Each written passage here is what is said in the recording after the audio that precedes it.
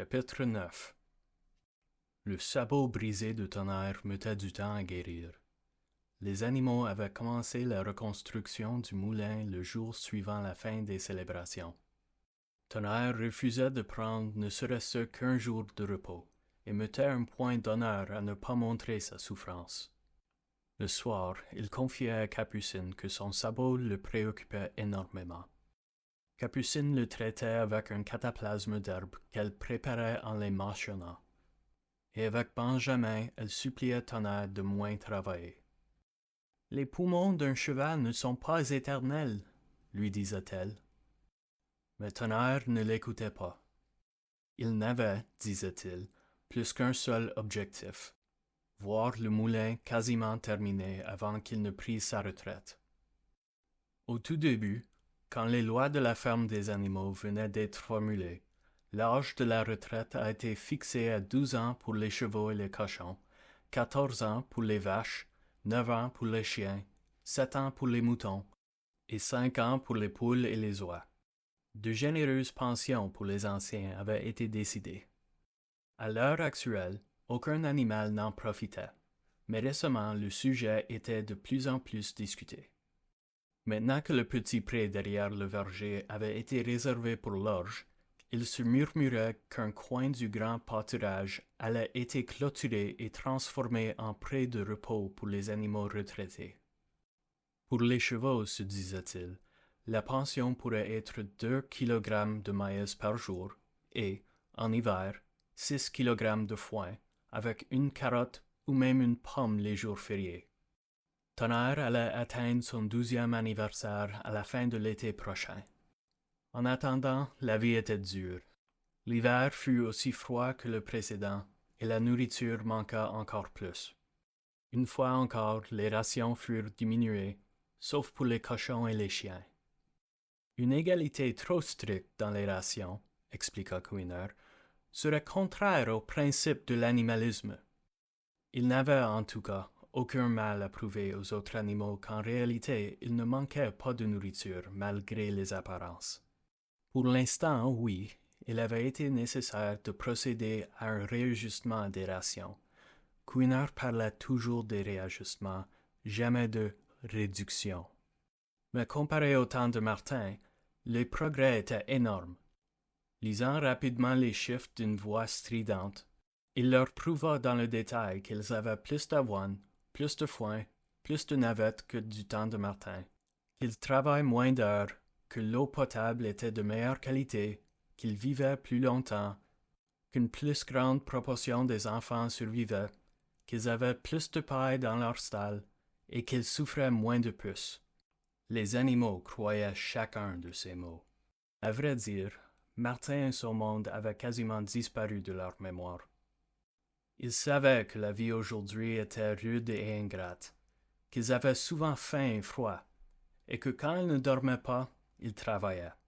Mais sans aucun doute, ça avait été pire avant. Ils étaient contents de le croire. De plus, en ce temps-là, ils étaient des esclaves, et maintenant, ils étaient libres. Et ça faisait toute la différence, comme Chouineur ne cessait jamais de souligner. Il y avait désormais beaucoup plus de bouches à nourrir. Pendant l'automne, les 4 truies avaient mis bas à peu près en même temps, engendrant en tout 31 porcelets. Les porcelets étaient achetés, et comme Napoléon était le seul verra sur la ferme, il était aisé de deviner leur parenté. Il fut annoncé que plus tard, après l'achat de briques et de planches, une école serait construite dans le jardin de la maison. Pour l'instant, les porcelets étaient éduqués par Napoléon lui-même dans la cuisine de la maison. Ils faisaient leur exercice dans le jardin et étaient dissuadés de jouer avec les autres jeunes animaux. À peu près au même moment, une nouvelle règle fut mise en place. Lorsqu'un cochon et un autre animal se croiseraient sur un chemin, l'autre animal devrait s'écarter, et tous les cochons, qu'importe leur distinction, auraient le privilège de porter des rubans verts à leur queue les dimanches. L'année avait été plutôt fructueuse pour la ferme, mais l'argent manquait encore. Il y avait les briques, le sable et la chaux à acheter pour l'école. et il serait nécessaire d'économiser à nouveau pour la machinerie du moulin. Puis il y avait les lampes à huile et les bougies pour la maison, le sucre pour les repas de Napoléon. Il l'interdisait aux autres cochons, au prétexte que ça les ferait grossir. Et le renouvellement habituel des outils, des clous, des ficelles, du charbon, des câbles, de la ferraille et des biscuits pour chiens. Le surplus de foin et une partie de la récolte de pommes de terre furent vendus, et le contrat pour les œufs fut relevé à 600 par semaine. Tant et si bien que cette année, les poules eurent juste assez de poussins pour maintenir leur nombre. Les rations, réduites en décembre, furent de nouveau réduites en février, et les lampes furent interdites dans les étables pour économiser de l'huile. Mais les cochons semblaient malgré tout à l'aise, et donnaient même l'impression de prendre du poids. Un après-midi de fin février, une odeur alléchante, riche et voluptueuse comme les animaux n'en avaient jamais senti, flotta dans la cour depuis la petite brasserie, qui avait été abandonnée du temps de Martin et qui se trouvait derrière la cuisine. Quelqu'un dit que c'était l'odeur de l'orge cuit. Les animaux humèrent goulûment l'air, se demandant si un pâté chaud allait leur être servi au dîner.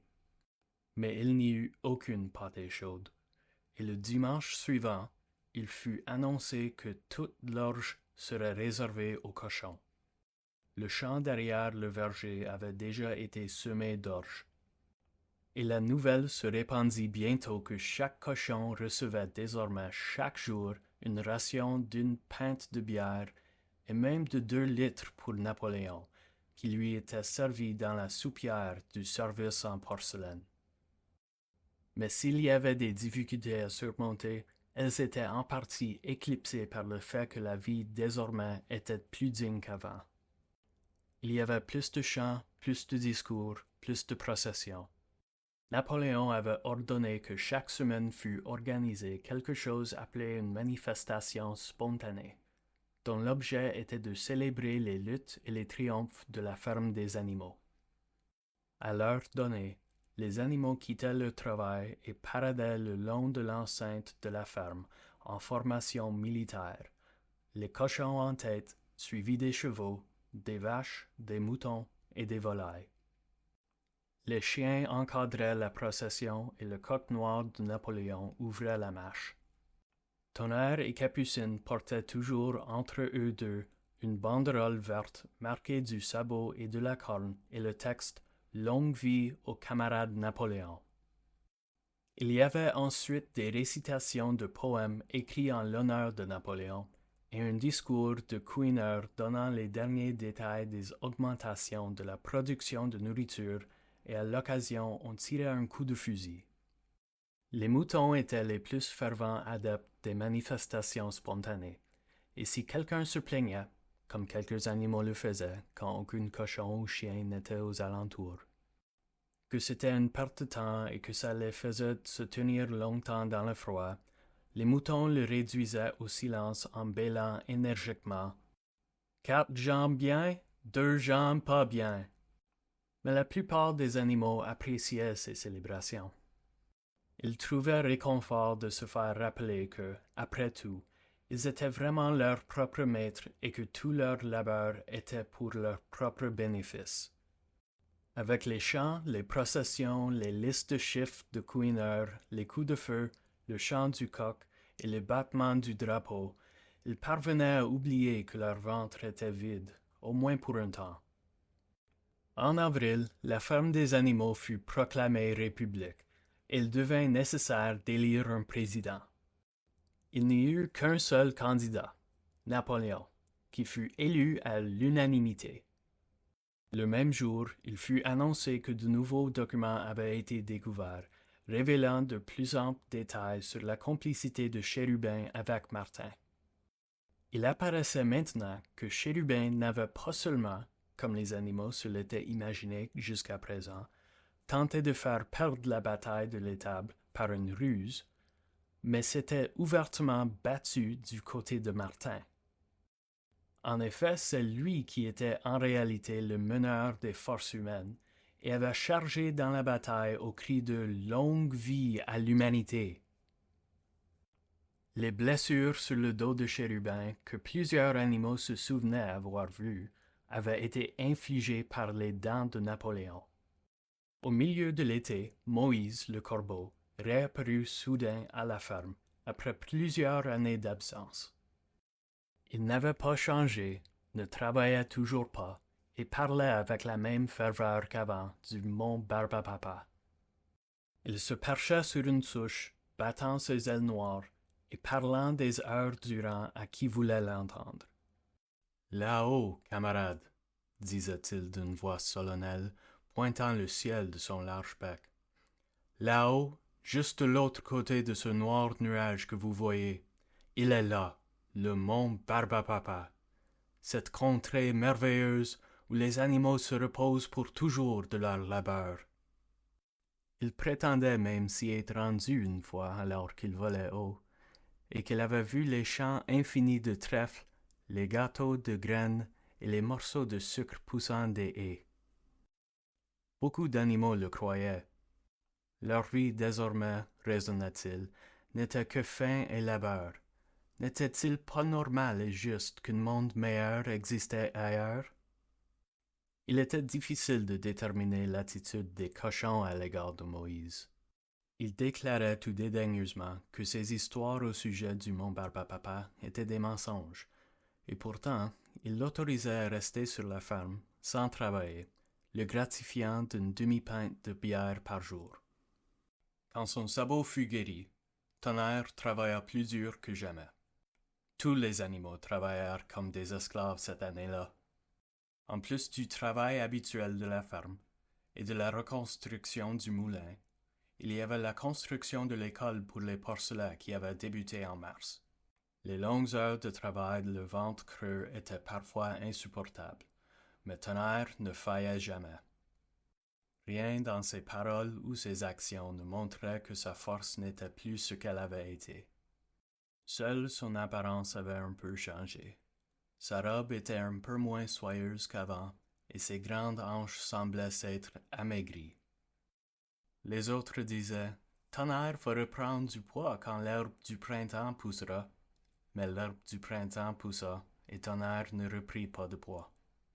Parfois, sur la pente menant au sommet de la carrière, quand tous ses muscles se raidissaient sous le poids d'un énorme rocher, il semblait que seule la volonté de continuer le tenait sur ses pieds. Dans ces moments, ses lèvres formaient les mots « Je travaillerai plus dur ». Il n'avait plus de voix. Une fois de plus, Capucine et Benjamin lui demandaient de faire attention à sa santé, mais Tonnerre n'écoutait pas. Son 12e anniversaire approchait. Seul lui importait qu'un énorme stock de pierres fût accumulé avant qu'il ne partît à la retraite. Tard un soir d'été, une rumeur circula soudainement. Quelque chose était arrivé à Tonnerre. Il était parti tout seul transporter un chargement de pierres au moulin. Et bien sûr, la rumeur se vérifia. Quelques instants plus tard, 2 pigeons foncèrent avec la nouvelle. « Tonnerre est tombé! Il est sur le côté et ne peut pas se relever! » La moitié des animaux de la ferme se précipita à la colline du moulin. Tonnerre gisait entre les 2 limons de la charrette, le cou étiré, incapable de relever la tête. Ses yeux étaient embués, ses flancs recouverts de sueur. Un filet de sang s'échappait de sa bouche. Capucine se jeta à genoux à ses côtés. « Tonnerre !» cria-t-elle. « Ça va? »« Ce sont mes poumons, » murmura Tonnerre d'une voix faible. « Ce n'est pas grave. Je pense que vous pourrez finir le moulin sans moi. Il y a bien assez de pierres accumulées. Je n'avais plus qu'1 mois à travailler de toute façon. Pour tout te dire, j'étais impatient de partir à la retraite. Et peut-être, comme Benjamin se fait vieux aussi, il l'aurait laissé partir en même temps pour me tenir compagnie. « Il nous faut de l'aide, » dit Capucine. « Quelqu'un court raconter à Couineur ce qui s'est passé. » Tous les autres animaux se précipitèrent immédiatement vers la maison de la ferme pour annoncer la nouvelle à Chouineur. Seuls restèrent Capucine et Benjamin qui, allongés à côté de Tonnerre, sans dire un mot, lui écartaient les mouches de sa longue queue. Après environ un quart d'heure, Chouineur apparut, plein de compassion et de prévenance. Il dit que le camarade Napoléon avait appris avec le plus grand chagrin la mésaventure de l'un des plus loyaux de ses travailleurs à la ferme, et était déjà en train d'organiser le transfert de Tonnerre à l'hôpital de Bellecombe pour y être traité. Les animaux furent un peu inquiets à ces mots. À part Marie et Chérubin, aucun animal n'avait jamais quitté la ferme. Ils n'aimaient pas l'idée de laisser leur camarade infirme entre des mains humaines. Néanmoins, Chouineur les convainquit facilement que le vétérinaire de Bellecombe traiterait Tonnerre bien mieux que ce qui pouvait être fait sur la ferme. Et environ une demi-heure plus tard, quand Tonnerre se sentit un peu mieux, il fut laborieusement remis sur ses pieds et parvint à claudiquer jusqu'à sa stalle, où Capucine et Benjamin lui avaient préparé un bon lit de paille. Les 2 jours suivants, Tonnerre resta dans sa stalle. Les cochons lui avaient fait parvenir une grande bouteille de médicaments roses qu'il avait trouvée dans la pharmacie de la salle de bain, et Capucine lui en administrait 2 fois par jour après les repas. Le soir, elle s'allongeait dans sa stalle et lui parlait, pendant que Benjamin lui écartait les mouches. Tonnerre prétendait ne pas s'inquiéter de ce qui était arrivé. S'il se rétablissait correctement, il pouvait espérer vivre encore 3 ans. Il se projetait dans les jours heureux qu'il passerait dans le coin du grand pâturage. Ce serait la première fois qu'il aurait du temps libre pour étudier et développer son esprit. Il prévoyait, disait-il, de consacrer le reste de sa vie à apprendre les 22 autres lettres de l'alphabet. Toutefois, Benjamin et Capucine ne pouvaient être auprès de Tonnerre qu'après le travail, et ce fut au milieu de la journée que la camionnette vint le chercher. Les animaux étaient tous en train de désherber les navettes sous la supervision d'un cochon quand ils furent surpris de voir Benjamin galoper depuis les bâtiments de la ferme, brayant le plus fort possible. C'était la première fois qu'ils voyaient Benjamin excité. En fait, c'était même la première fois que quelqu'un le voyait galoper. « Vite, vite !» cria-t-il. « Venez, ils amènent Tonnerre !» Sans attendre les ordres du cochon, les animaux cessèrent le travail et se précipitèrent vers les bâtiments de la ferme. Effectivement, il y avait dans la cour une large camionnette tirée par 2 chevaux, avec des écritures sur les côtés, et un homme à l'air sournois, coiffé d'un chapeau melon, aplati sur le siège du conducteur. Et la stalle de Tonnerre était vide. Les animaux s'assemblèrent autour de la camionnette. « Au revoir, Tonnerre, » disait-il en chœur. « Au revoir. »« Bande d'idiots, » cria Benjamin, se cabrant autour d'eux et frappant le sol de ses petits sabots. « Idiots, vous ne voyez pas ce qui est écrit sur le côté de la camionnette? » Cela stoppa les animaux, puis il y a eu un silence. Mireille commença à déchiffrer les mots, mais Benjamin la poussa sur le côté au milieu d'un silence lugubre. Il lut « Alfred Simon, écarisseur et fabricant de colle Bellecombe, marchand de peau et de pâté pour chien, livraison aux chenilles. » Vous ne comprenez pas ce que ça veut dire? Ils amènent Tonnerre à l'abattoir. Tous les animaux poussèrent un cri d'horreur. À ce moment, l'homme fouetta ses chevaux et la camionnette quitta la cour d'un trot vif. Tous les animaux la suivirent, criant aussi fort que possible. Capucine prit la tête. La camionnette accélérait. Capucine tenta d'amener ses lourds membres au galop, avec un succès modéré. « Tonnerre !» cria-t-elle. « Tonnerre! Tonnerre! Tonnerre !» Et à ce moment, comme s'il avait entendu la clameur au dehors, la tête de Tonnerre, avec sa ligne blanche le long de son nez, apparut à la petite lucarne au dos de la camionnette. « Tonnerre !» cria Capucine d'une voix terrible. « Tonnerre! Sors de là! Vite! Il t'amène vers ta mort! » Tous les animaux répétèrent le cri, Sors, Tonnerre, sors! Mais la camionnette accélérait encore et les distançait. Il n'était pas certain que Tonnerre eût entendu ce que Capucine avait dit. Mais l'instant d'après, sa tête disparut de la lucarne, et le fracas de formidables coups de sabot se fit entendre dans la camionnette. Il essayait d'ouvrir la porte. Il fut un temps où quelques coups de tonnerre auraient transformé la camionnette en petit bois. Mais là, sa force l'avait quitté, et petit à petit, les bruits des coups de sabot s'amenuisa avant de se taire complètement. Désespérés, les animaux commencèrent à en appeler aux 2 chevaux qui tiraient la camionnette. « Camarades! Camarades! » crièrent-ils. « N'amenez pas votre propre frère à la mort! » Mais les brutes stupides, trop ignorantes pour réaliser ce qui arrivait, bougèrent à peine les oreilles et accélérèrent leur cadence. Le visage de Tonnerre ne réapparut pas à la lucarne. Trop tard, quelqu'un pensa courir fermer le portail, mais la camionnette le traversa et disparut rapidement sur la route. On ne revit plus jamais Tonnerre. 3 jours plus tard, il fut annoncé qu'il était mort à l'hôpital de Bellecombe, bien qu'il eût reçu toutes les attentions qu'un cheval pouvait obtenir. Chouineur alla annoncer la nouvelle aux autres. Il avait été présent, disait-il, aux dernières heures de Tonnerre. « Ce fut la vue la plus émouvante de toute ma vie, dit Chouineur, levant sa patte pour essuyer une larme. J'ai été à son chevet jusqu'au bout, et à la fin, presque trop faible pour parler, il m'a chuchoté à l'oreille que son seul regret était de mourir avant que le moulin ne soit construit. « En avant, camarades, a-t-il murmuré.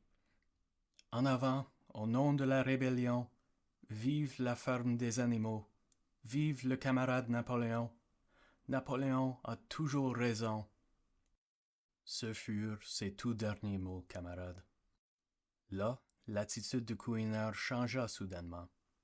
Il resta silencieux un moment, et ses petits yeux lancèrent des regards suspicieux d'un côté à l'autre avant de poursuivre. Il avait appris, dit-il, qu'une rumeur ignoble et insensée avait circulé sur la ferme lors du départ de Tonnerre. Plusieurs animaux avaient remarqué que sur la camionnette qui avait amené Tonnerre, il était écrit « équarrisseur » et en avaient conclu que Tonnerre avait été amené à l'abattoir. Il était presque incroyable, dit Chouineur, qu'un animal pût être aussi stupide. Il espérait, cria-t-il, indigné, secouant sa queue et bondissant d'un côté à l'autre.